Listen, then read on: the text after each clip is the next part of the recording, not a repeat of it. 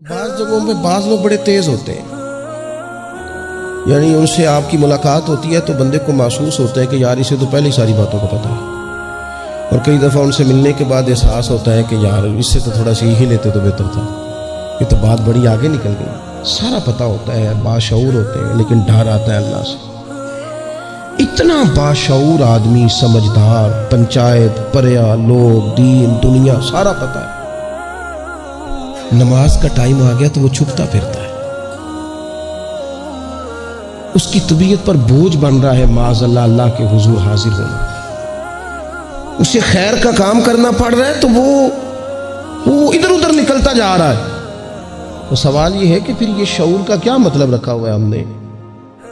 پھر اللہ سے دعا کرنے کی ضرورت نہیں۔ وہ حضرت عارف رومی رحمۃ اللہ تعالی علیہ فرمایا کرتے تھے بعض لوگوں کو رب سارا کچھ دیتا ہے،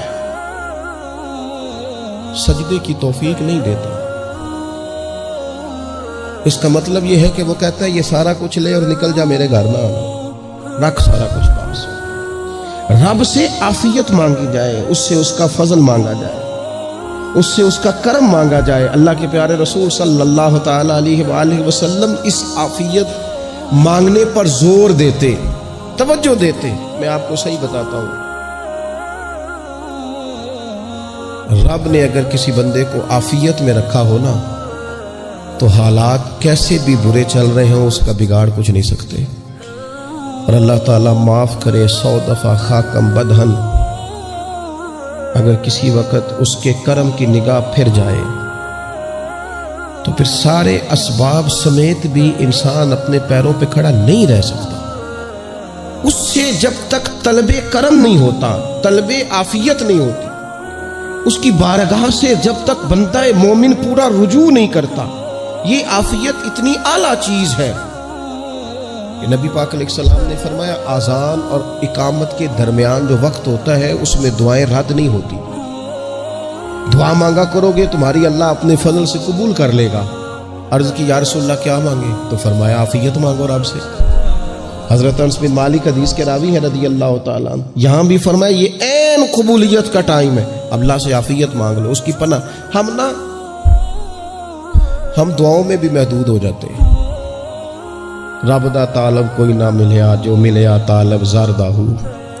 جب عافیت، ایک بزرگ تھے ہر وقت اللہ سے عافیت مانگتے تھے، ہر وقت اللہ سے عافیت مانگتے تھے، ہر وقت عافیت مانگتے تھے۔ لوگوں نے پوچھا، لوگ ان کو صالح جانتے تھے، نیک سمجھتے تھے کہ حضور آپ اور کوئی دعا مانگتے نہیں، عافیت ہی مانگتے ہیں۔ فرمانے لگے میں مانگا کرتا تھا شروع میں، بعد میں خیال آیا اور بھی دعائیں مانگا کرتا تھا، یہ احساس بعد میں نصیب ہوا۔ فرماتے میں مزدوری کرتا تھا، مال برداری کرتا تھا، ایک جگہ پہ ڈیوٹی کر رہا تھا تو تھک گیا، اور وہ جو کام لینے والے لوگ تھے ان کے رویہ بھی بڑا ترش تھا، تکلیف ہوئی۔ تو میں نے اپنے مالک کی بارگاہ میں عرض کی، مالک اگر 2 روٹی بغیر مجھے مشقت کے مل جائے دن میں تو تیری بارگاہ تو بڑی کریم ہے۔ کہتے ہیں میں نے یہ دعا مانگ لی، ذرا میں تھوڑا آگے بڑھا تو 2 بندے آپس میں لڑ رہے تھے، میں ان کی صلح کرانے کے لیے، انہیں بچانے کے لیے آگے بڑھا، تو میں جس کو چھڑا رہا تھا دوسرے نے میرے اوپر ضرب لگا دی، میرا بھی سر پھٹ گیا۔ تھوڑی دیر کے بعد وہاں پولیس آ گئی، وہ تینوں کو لڑنے والا سمجھ کے اٹھا کے لے گئے، مجھے جیل ہو گئی۔ 2 روٹیاں بغیر مشقت کے روز ملنی شروع ہو گئی۔ دعا مانگی تھی نا کہ یا اللہ 2 روٹیاں مل جائے نا بغیر مشقت کے، کہتے ہیں وہ 2 روٹیاں روز ملتی، کوئی کام نہیں کرنا پڑتا، پر جیل ہو گئی۔